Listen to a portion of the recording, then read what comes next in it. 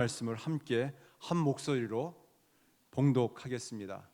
길앗 사람 입다는 큰 용사였으니 기생이 길앗에게서 낳은 아들이었고 길앗의 아내도 그의 아들들을 낳았더라. 그 아내의 아들들이 자라매 입다를 쫓아내며 그에게 이르되 너는 다른 여인의 자식이니 우리 아버지의 집에서 기업을 잊지 못하리라 한지라. 이에 입다가 그의 형제들을 피하여 돕 땅에 거주하며 잡류가 그에게로 모여와서 그와 함께 출입하였더라.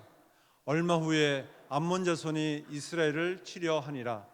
암몬 자손이 이스라엘을 치려 할 때 길앗 장로들이 입다를 데려오려고 돕 땅에 가서 입다에게 이르되 우리가 암몬 자손과 싸우려 하니 당신은 와서 우리의 장관이 되라 하니 입다가 길앗 장로들에게 이르되 너희가 전에 나를 미워하여 내 아버지의 집에서 쫓아내지 아니했느냐.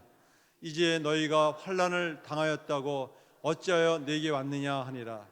그러므로 길앗 장로들이 입다에게 이르되 이제 우리가 당신을 찾아온 것은 우리와 함께 가서 암몬 자손과 싸우게 하려 함이니 그리하면 당신이 우리 길앗 모든 주민의 머리가 되리라 하매 입다가 길앗 장로들에게 이르되 너희가 나를 데리고 고향으로 돌아가서 암몬 자손과 싸우게 할 때 만일 여호와께서 그들을 내게 넘겨주시면 내가 과연 너희의 머리가 되겠느냐 하니 길앗 장로들이 입다에게 이르되 여호와는 우리 사이의 증인이시니 당신의 말대로 우리가 그렇게 행하리다 하리나.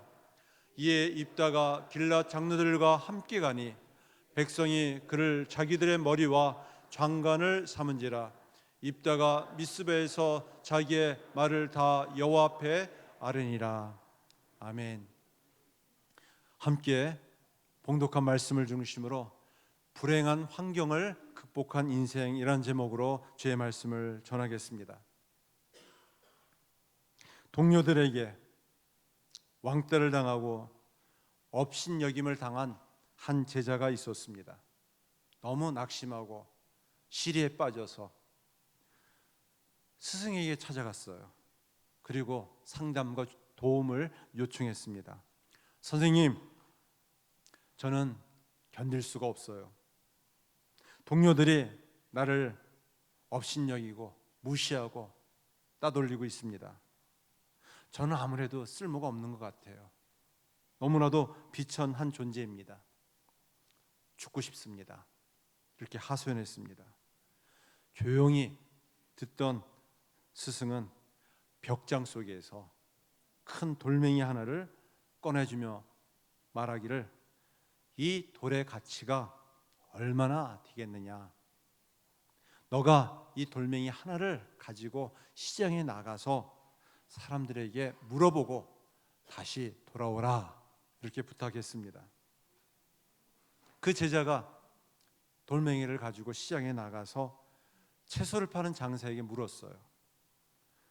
채소 장사가 그 돌멩이를 주면서 이게 얼마나 되는가 물어보았는데 이 사람아, 이 돌덩어리가 무슨 가치가 있다고 내다 버리게나 이렇게 소리를 쳤어요. 또 정육점에 찾아가서 주인에게 이 돌이 얼마나 되겠습니까? 물어보았는데 정육점 주인이 이건 보통 돌이 아니군요. 내가 돼지고기 투근값을 쳐주겠소. 나에게 주시오. 이렇게 또 이야기를 했습니다. 이번에는 방앗간에 찾아갔어요. 방앗간에 찾아가서 큰 돌을 보여주면서 이 돌이 얼마나 되겠소? 물어보니 이 돌은 보통 돌이 아니니 내가 쌀 한 가마니 값을 쳐주겠어. 이렇게 이야기를 했습니다. 마지막으로 그 제자는 돌아오는 길에 보석 상점에 찾아갔어요. 보석상 주인에게 이 돌을 주면서 이 돌의 가치가 얼마나 되겠습니까? 물어보니 안경을 끼고 아주 정밀하게 살펴보면서 감정을 하면서 땀을 흘리면서 벌벌 떨면서 이 돌은 보통 돌이 아닙니다. 당신이 받고 싶은 돈이 얼마나 됩니까? 1억입니까? 10억입니까? 100억입니까? 당신이 원하는 대로 값을 쳐주겠소. 이렇게 대답했습니다. 제자가 그 돌을 가지고 다시 선생님에게 찾아갔어요. 선생님이 물어보았어요. 너가 그 돌을 가지고 시장에 가서 어떻게 사람들이 값을 쳐주느냐 물어보았습니다. 네, 돼지고기 2은값을 쳐주었습니다. 또 어떤 사람은 쌀 한 가마니 값을 쳐주었습니다. 또 보석상 찾아갔는데 도저히 값을 매길 수 없을 만큼의 너무나도 큰 값을 쳐주었습니다. 희귀한 보석이라고 합니다 라고 이야기해 주었어요. 그러면 너는 얼마나 쳐주겠느냐라고 물어보았어요. 얼마나 쳐줄 수 있겠느냐. 내가 값을 매기는 것이 그 돌의 가치이다 라고 하면서 다시 물어보았어요. 그러면 돌을 들고 있는 너는 자그마치 얼마나 되는 가치가 있느냐. 제가 한번 여러분에게 묻겠습니다. 여러분은 얼마나 되십니까? 10억 됩니까? 100억 됩니까? 그냥 돼지고기 2근값 됩니까? 아니면 살 한 가마니 값 됩니까? 여러분들이 매긴 값이 여러분의 모습입니다. 여러분들 자녀들 공부 못한다고 해서 너 몇 등이니? 그렇게 몇 등값 치르지 마십시오. 여러분의 남편들이 지금 어렵고 힘들지라도 몇 평밖에 살지 못한다 할지라도 몇 평값 밖에 안 된다고 여러분의 남편과 또 사람들을 그렇게 취급하지 마십시오. 그러면 그런 모습으로 전락할 수밖에 없습니다. 오늘 본문에 등장하는 이 입다는 어떤 사람이었느냐. 눈으로 볼 때에는 현실적으로 불행한 사람이었어요. 신분 자체가 기생의 아들이었어요. 또 남의 첩으로 들어가서 낳은 아들이었기 때문에 배다른 형제들이 그를 자기 형제처럼 취급하지 않았어요. 기업을 잇지 않기 위해서 그냥 쫓아내버리고 말았습니다. 그는 능력이 부족한 사람은 아니었어요. 그는 자질이 부족한 사람도 아니었습니다. 그러나 그는 타고난 신분과 또 출신 성분이 좋지 않았기 때문에 무시를 당하고 왕따를 당하고 또 업신여김을 당했습니다. 이것은 오늘날에도 되풀이되고 있어요. 어떤 사람은 어느 지방 출신이냐라고 이 출신 지방을 따지는 경우가 있어요. 경상도 출신만 쓰고 호남 사람들은 좀 업신여기고 무시하지 않습니까? 아니면 여러분 어느 학교 졸업했어요? 서울에 나온 스카이 나온 사람만 또 취급하고 지방대 나온 사람은 또 무시하고 멸시하지 않습니까? 여러분 잘났습니까? 외모가 어떻습니까? 어떤 사람 키가 작은 사람이 있어요. 눈도 작은 사람이 있습니다.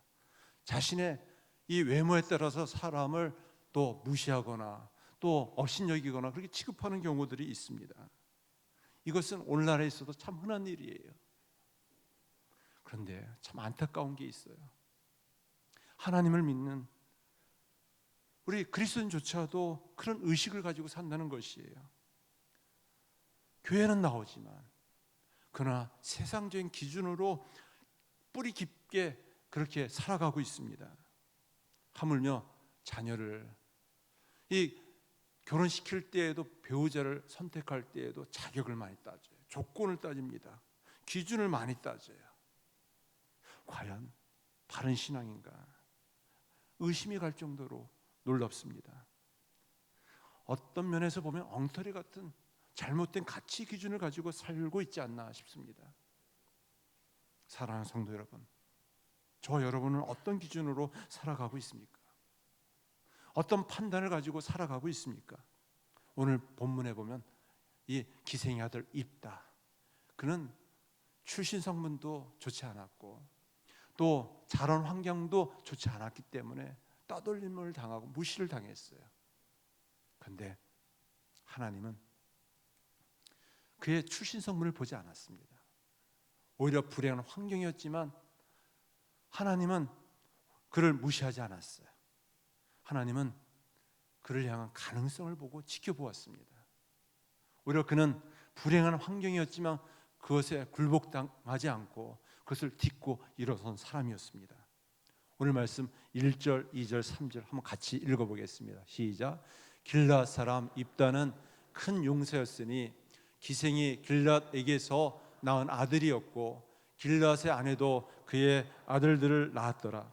그 아내의 아들들이 자라매 입다를 쫓아내며 그에게 이르되 너는 다른 여인의 자식이니 우리 아버지의 집에서 기업을 잊지 못하리라 한지라.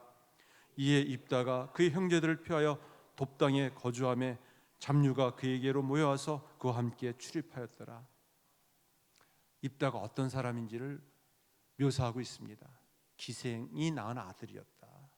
배다른 형제들이 그를 업신여기고 그를 내어 쫓았다.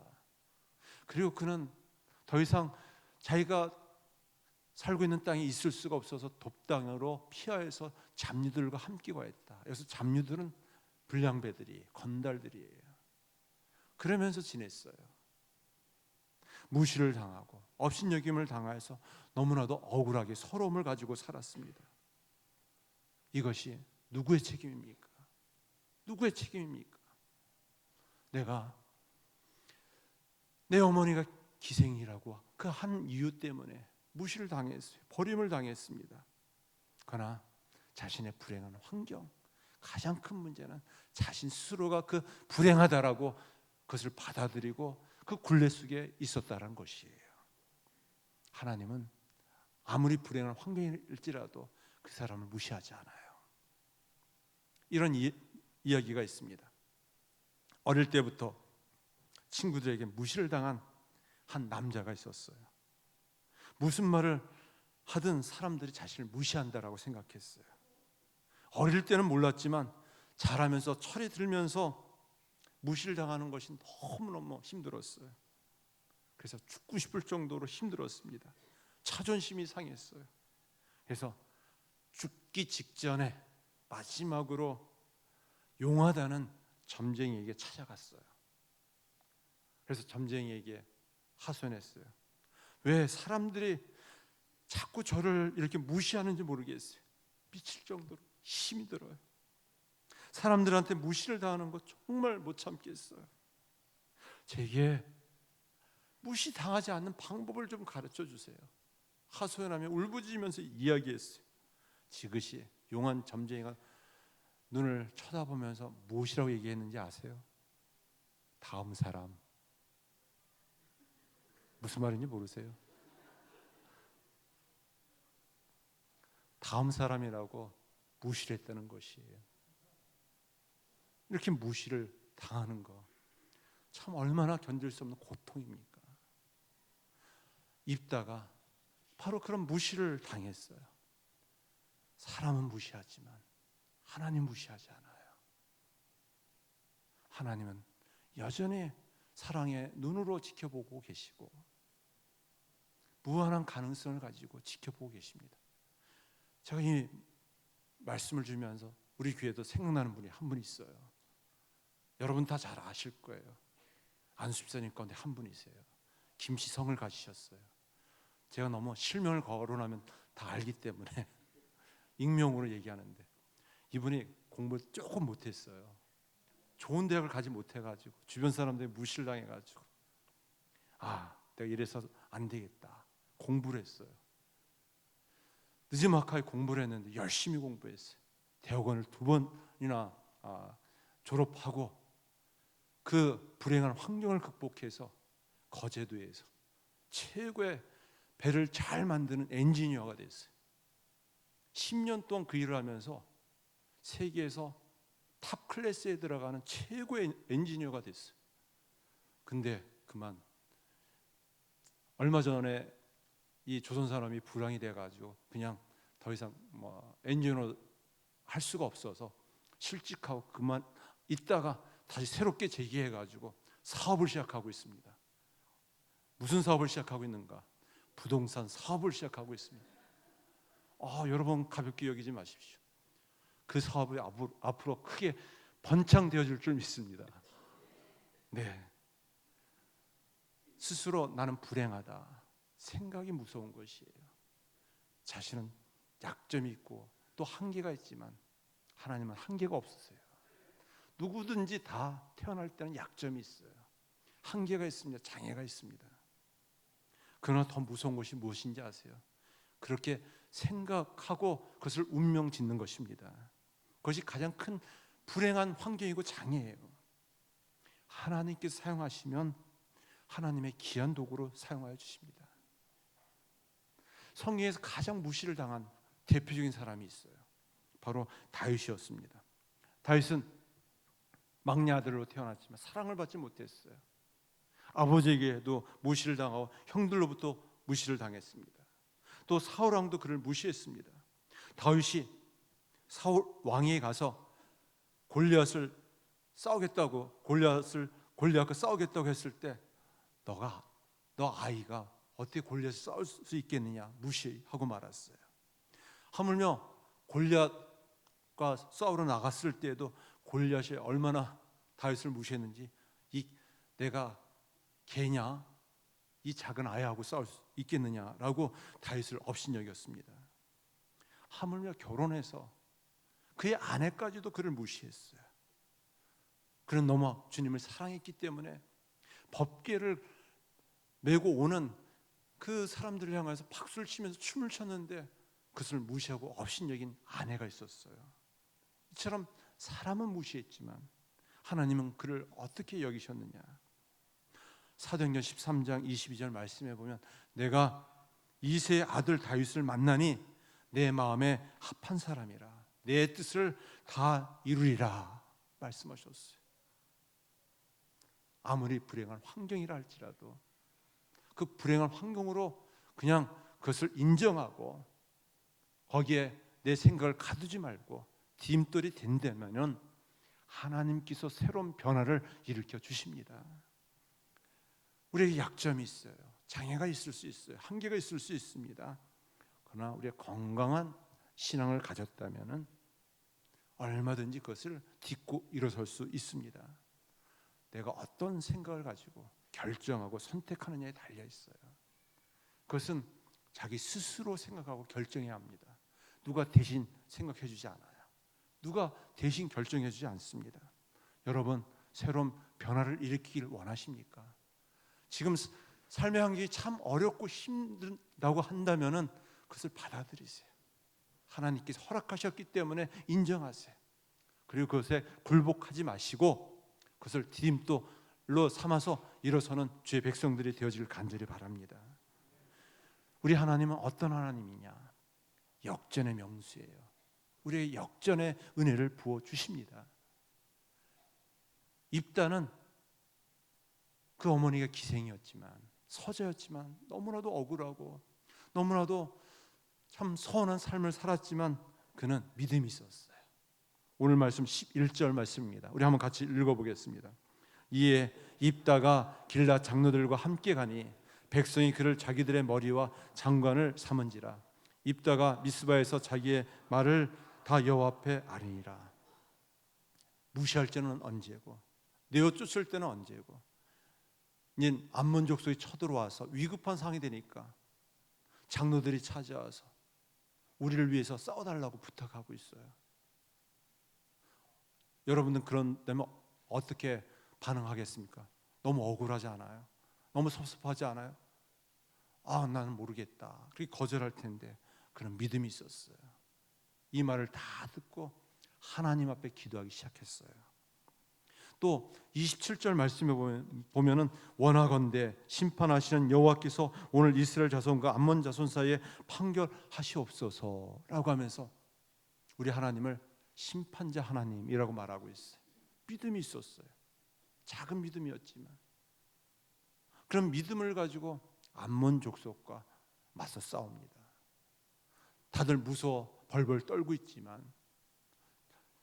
자기의 잡류들 불량배 건달들을 동원해서 이방 족속 암몬 족속과 싸워서 어떻게 되었느냐. 33절 말씀에 보면은 아로엘에서부터 민니셰 이르기까지 20성읍을 치고 또 아벨 그라빔 빔까지 매우 크게 무찌르니 이에 암몬 자손이 이스라엘 자손 앞에 항복하였더라. 두 손 두 발 들고 다 항복시켰어요. 이기게 하여 주셨습니다. 우리 하나님은 어떤 하나님이라고요? 역전의 명수입니다. 성경에 나오는 모든 이야기가 바로 역전의 이야기예요. 노예로 끌려갔던 누구죠?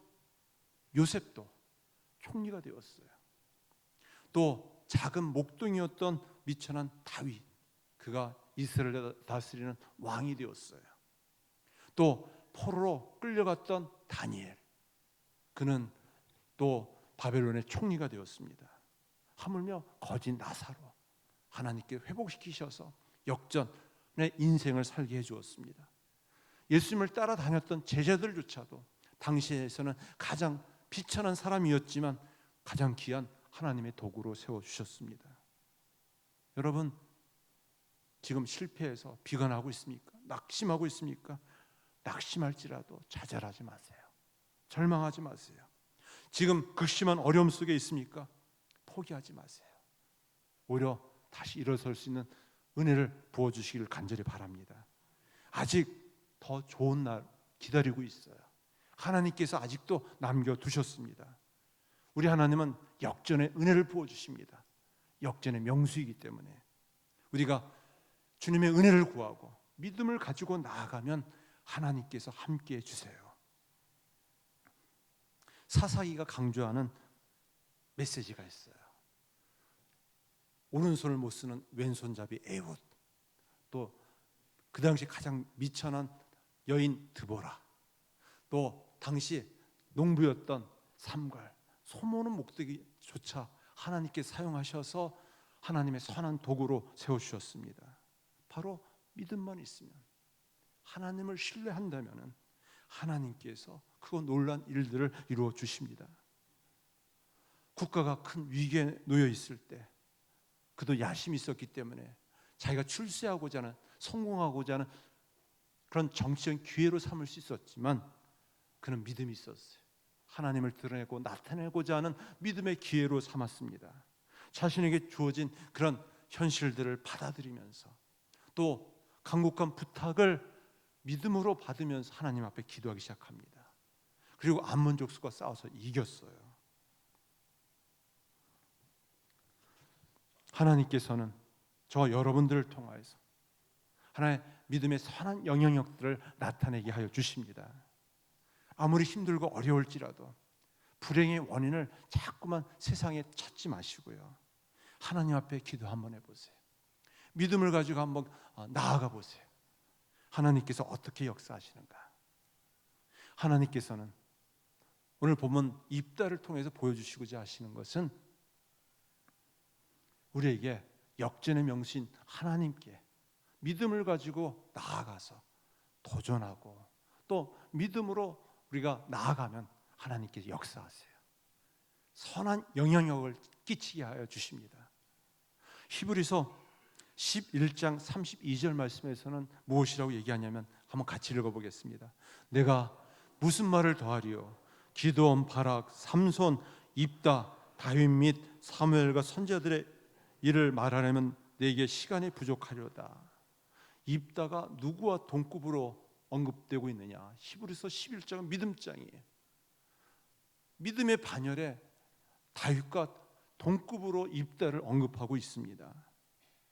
그는 무명이었지만, 그는 불행한 환경에서 태어난 사람이었지만 믿음을 가지고 역전의 명수인 하나님 앞에 은혜를 구했을 때 하나님께서 그를 통해 오가는 모든 시대 가운데 선한 영향력, 감동을 끼치게 해 주었습니다.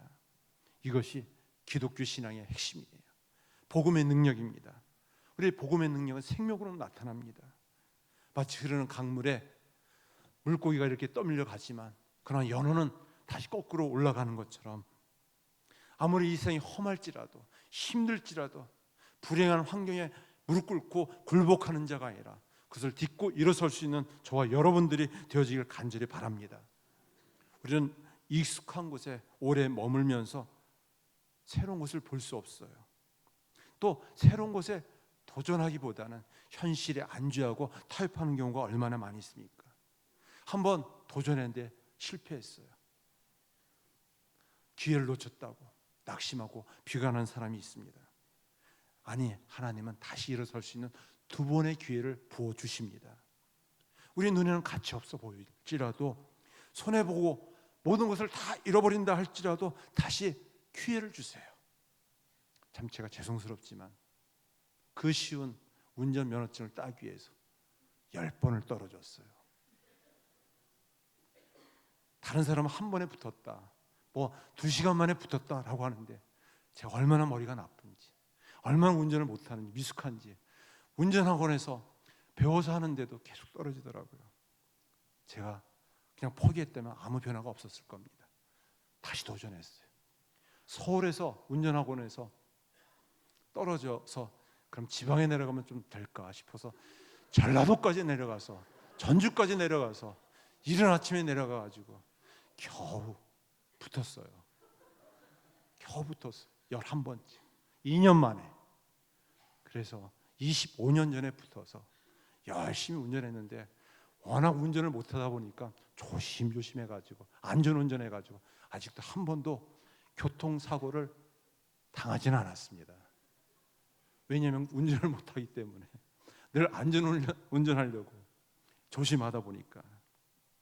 여러분, 우리에게 아직도 도전할 기회를 주셨어요. 도전은 독약이 아니에요. 도전은 우리에게 주는 보약입니다. 세상을 움직이는 100가지 법칙을 쓴 이영직이라는 사람이 쓴 책에 나오는 이야기예요. 한 부자가 있었습니다. 부자는 아름다운 섬을 돈을 주고 사들였어요. 거기에다 나무를 심고 꽃을 심고 아주 푸른 초장, 낙원을 만들었어요. 그리고 거기에다가 토끼를 풀고 또 노루와 사슴을 이렇게 야생에 풀어서 이렇게 낙원에서 아름답게 뛰어놀도록 했어요. 근데 토끼와 사슴과 노루가 얼마 지나지 않아서 눈빛이 흐려지더니 병이 들고 죽고 말았어요. 왜 이럴까? 이렇게 좋은 환경에서 왜 이렇게 토끼들이, 노루와 사슴이 마음껏 뛰어놀지 못하고 왜 이렇게 죽을까 싶어서 한 현자를 찾아갔어요. 왜 이렇게 좋은 환경에서 이렇게 동물이 죽었습니까? 현자에게 물어보았더니 현자가 껄껄 웃으면서 무엇이라고 대답하는가? 그 섬에다가 이리 한 마리를 한번 풀어 보십시오. 현재의 말에 부자가 놀라자 현자가 말했어요. 토끼와 사슴의 병은 환경이 너무 좋아서 생긴 병입니다. 이리에게 잡히지 않으려면 있는 힘을 다해 달려갈 것이고, 그러면 자연히 눈에는 빛이 나고 털에는 윤기가 흐르게 될 것입니다. 현자가 처방을 내려주었어요. 그래서 다시 돌아온 이 섬을 산 이 부자는 그 섬에다가 이리를 한 마리 풀어놓았어요. 이리가 그 섬에 막 나돌아다니면서 토끼를 잡으려고 하다 보니까 토끼가 무서워서 막 뛰어다니면서 눈빛이 살고 더 생명이 넘치게 되었다는 이야기입니다. 그러면서 도전이 그렇게 중요하다는 것이에요. 살아있는 동안 하나님께서는 여전히 우리에게 도전의 기회를 주십니다. 그 도전은 우리가 어떻게 받아들이냐에 달려 있어요. 아무리 우리 환경이 어렵고 힘들지라도 절망하지 말고, 포기하지 말고, 낙심하지 말고 다시 일어설 수 있는 믿음의 용기를 가지고 도전하면은 우리의 인생은 바뀔 수 있어요. 변화될 수 있습니다. 어려운 현실 앞에 회피하거나 포기하거나 도망하지 마세요. 공기의 저항으로 새가 날기에 부담이 되지만 그 하늘에 공기가 없으면 새는 날 수가 없어요. 물의 저항으로 고기가 힘겹지만 그러나 물이 없으면 물고기는 그 물에서 살 수가 없습니다. 성경에 나오는 그 많은 인물들이 너무나도 불행한 어려운 환경에 있었지만 그렇게 한 시대를 열어가는 믿음의 사람이 될 수 있었던 것은 그 도전하고 또 믿음을 가지고 일어섰기 때문에 그렇습니다. 다윗도 그러했어요. 성경에 보면 불임이었던 한나, 너무 괴로워서 하물며 첩까지 자기를 괴롭혔기 때문에 그가 세상에 굴복하지 않고 하나님 앞에 무릎 꿇어 기도하면서 제발 긍휼히 여겨주세요, 은혜 주세요 라고 했을 때 하나님께서 태문을 여셔서 사무엘을 허락하시고 사무엘을 통해서 사사시대가 마감되어지고 새로운 왕정시대가 시작될 수 있는 다리 역할을 하게 해주었어요. 네, 그렇습니다. 여러분 한번 생각을 바꿔보세요. 내가 불행하다, 나는 너무 한계에 갇혀있다, 생각만 바꾸래도 하나님은 역사하세요. 하나님은 역전의 은혜를 주시는 역전의 명수이기 때문입니다. 우리는 믿음을 통해서 선한 영향력을, 하나님의 왕되심을 나타낼 수 있어요. 마지막으로 한 사람을 소개하고 마치려고 합니다. 어려운 상황에서 도전해서 많은 사람의 감동을 준 사람, 국제 휠체어 마라톤 대회에서 수차례 우승한 김수민이라는 사람이에요. 이 사람은 원래 바이올린 전공자였어요. 예고를 다니면서 바이올린을 전공했는데 그만 아파트 4층에서 떨어져서 큰 사고를 당했어요. 하반신을 못 쓰게 되었어요. 이 사고로 다리에 힘이 들어가지 않아 더 이상 바이올린을 전공할 수가 없게 되었어요. 그래서 자기가 원하는 꿈을 포기할 수밖에 없었어요. 그래서 의사가 최종 진단을 내리기는 다시는 일어설 수 없다라는 하나의 장애자 판정을 내렸어요. 그런데 자신의 이 불행한 환경, 이 장애에 대해서 아빠 엄마가 걱정하는 모습을 보면서 무엇이라고 얘기했는가? 엄마, 아빠, 저를 위해서 딱 일주일만 울어주세요. 저는 딱 사흘만 울겠습니다. 그리고 다시 일어섰어요. 입원을 하던 중에 휠체어 마라톤 국가대표팀 코치를 만나게 되면서 선수생활을 시작했어요. 포기하고 싶었고 절망할 수밖에 없었지만 희망을 가지고 열심히 휠체어 페달을 연습하기 시작했어요. 그래서 국내 최초이자 유일한 여성 휠체어 마라톤 선수가 되었어요. 2011년, 2012년 영거포 세계 대회를 2연패했어요. 우리나라에서 가장 대표적인 휠체어 마라톤 선수가 되었습니다. 그 고된 훈련 속에서 포기하고 싶었고 절망하고 싶었을 때, 그럼 왜 절망하지 않고 포기하지 않고 계속 그 일들을 하게 되느냐? 인터뷰할 때 무엇이라 대답했는가? 도전하지 않으면 아무것도 얻을 수 없기 때문입니다. 도전은 저에게 살아갈 힘을 부어줍니다 라고 대답했습니다. 말씀을 맺습니다. 네, 어려워요, 힘들어요. 자꾸만 어렵고 힘든 것을 찾지 마세요. 그것을 있는 그대로 받아들이시고 생각만 해 바꿔서 하나님 앞에서 은혜를 구하세요. 역전의 명신 하나님께서 그 작은 믿음을 통해서도 감동을 주시고 선한 영향을 나타내게 하실 줄 믿습니다.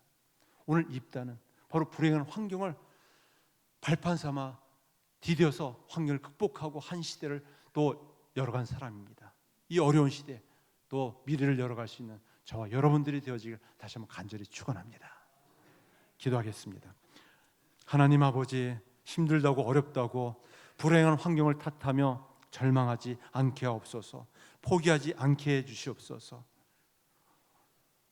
역전의 은혜를 주시는 역전의 명신 하나님을 찾고 구하고 두드리며 믿음으로 도전하며 또 열린 기회를 얻어서 하나님의 영광을 나타내게 해주시고 선한 감동과 영향력을 끼칠 수 있는 주의 백성들이 되게 하여 주시옵소서. 우리가 주의 말씀을 들었습니다. 마음을 바꾸고 생각을 바꾸고 믿음으로 결단하며 결심하며 새로운 영적 변화가 일어날 수 있도록 은혜를 내려 주시옵소서. 예수님의 이름으로 기도드립나이다. 아멘. 우리 이 시간은 새가족 수료식을 하는 시간을 갖도록 하겠습니다.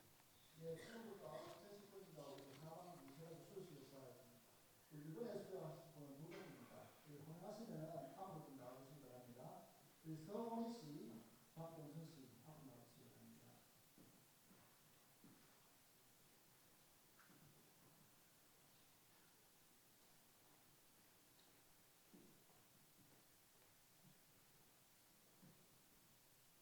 성명 서원희. 이 사람은 본교의 세가족 모든 과정을 다 마쳤으므로 이 sen서를 소유합니다. 주 2019년 12월 2일 결국